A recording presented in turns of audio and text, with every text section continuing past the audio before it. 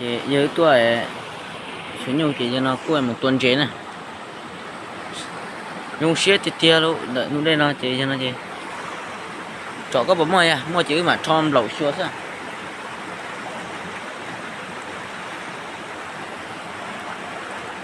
cái hả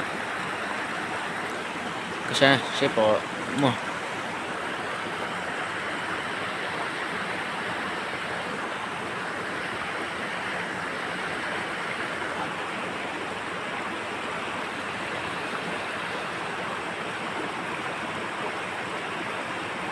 tôi được bỏ nó nè bỏ giờ thế của nó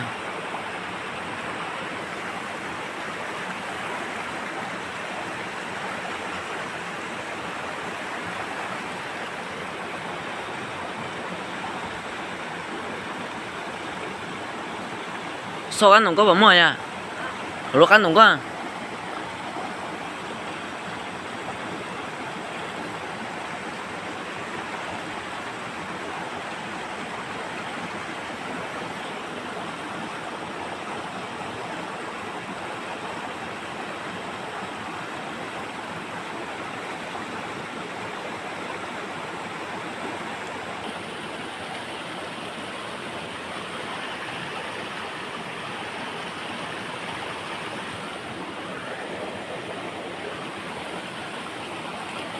không à